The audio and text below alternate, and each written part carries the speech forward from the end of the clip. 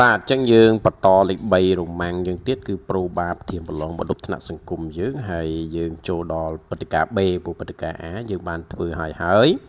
NS ក៏យើងបានធ្វើហើយដែរ NS ស្មើ126ហើយ PA ស្មើនឹង10លើ21ឥឡូវយើងចូលដល់ព្រឹត្តិការណ៍ B ព្រឹត្តិការណ៍ B គេថាចាប់បានក្រូចផ្អែមទាំង4ចាប់បាន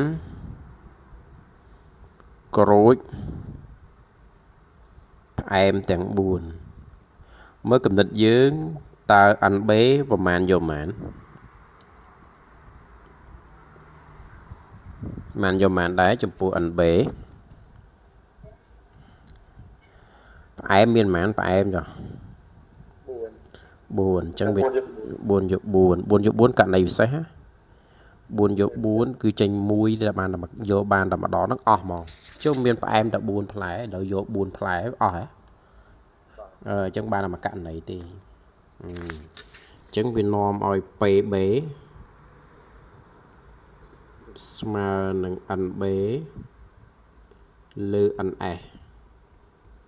ញ្ចឹងវាស្មើ1លើ126ចប់ប៉ុណ្ណឹងអត់កើតទេព្រឹត្តិការណ៍ C តែម្ដងព្រឹត្តិការណ៍ C គេថាចាប់បានក្រូចជូរមួយយ៉ាងតិចចាប់បានក្រូចជូរមួយយ៉ាងតិចអត់ទេអត់ដូចយើងគិតថាយើងច្រឡំមួយអានេះគេប្រើពាក្យយ៉ាងតិចបើអត់ប្រើពាក្យយ៉ាងតិចអាហ្នឹងមិនដូចយើងនិយាយចឹងជូរយក1ផ្អែមយក3ចឹងណាតែកាលណាវាប្រើពាក្យយ៉ាងតិចជូរ1អញ្ចឹងវាអាចជូរ1ជូរ2ជូរ3ដូចឧទាហរណ៍ថាក្នុងកប៉ៅយើងហ្នឹងមានលុយ10000យ៉ាងតិចអញ្ចឹងវាមាន10000ហើយមានច្រើនជាង10000អញ្ចឹងអត់អញ្ចឹងករណីដែល1យ៉ាងតិចគឺគេប្រើព្រឹត្តិការណ៍ផ្ទុយគ្នានៃផ្ទុយគ្នាជូរ1យ៉ាងតិចជូរ1ក៏ត្រូវជូរ2ក៏ត្រូវជូរទាំង3ក៏ត្រូវនិយាយឲ្យខ្លីត្រូវតែមានជូរចឹងណាត្រូវតែមានជូរមិនថាវាជូរមាន1ទេមិនថា2ទេមិនថា3ទេត្រូវតែមានជូរគឺចូលព្រឹត្តិការណ៍ C ទាំងអស់ចុះសួរអាណាដែលវានៃវាផ្ទុយជាមួយនឹងព្រឹត្តិការណ៍ C បាទព្រឹត្តិការណ៍ C ថាត្រូវតែមានជូរឯហ្នឹងចុះព្រឹត្តិការណ៍ណាដែលវាផ្ទុយជាមួយនឹងព្រឹត្តិការណ៍ C ដឹងអត់ផ្អែមសុតផ្អែមសុតព្រឹត្តិការណ៍អីគេ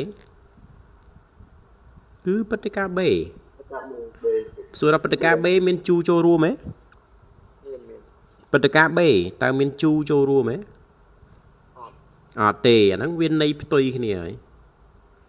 អញ្ចឹងជាព្រឹត្តិការណ៍ក្នុងន័យប្របាបគេអាចប្រើពាក្យថាបំពេញគ្នាបំពេញហ្នឹងគឺបូក PB បូកជាមួយនឹង PC គឺស្មើ1ជានិច្ចតែឥឡូវនេះយើងកំពុងតែរកប្រូបាបនៃព្រឹត្តិការណ៍ C យើងត្រូវរុញប្រូបាបនៃព្រឹត្តិការណ៍ A មកអង្គទី2អញ្ចឹងដូរអង្គដូរសញ្ញាតែប្រូបាបនៃព្រឹត្តិការណ៍ B យើងបានគណនារួចទៅហើយគឺ1លើ126តើណាអញ្ចឹងយើងចំនួនមក1ដក1លើ126ភាគ3រួមមែន126គុណខ្វែងជាមួយ1នោះបាន126ដក1ចេញខាងក្រោយទៀតអញ្ចឹងនៅសល់125លើ126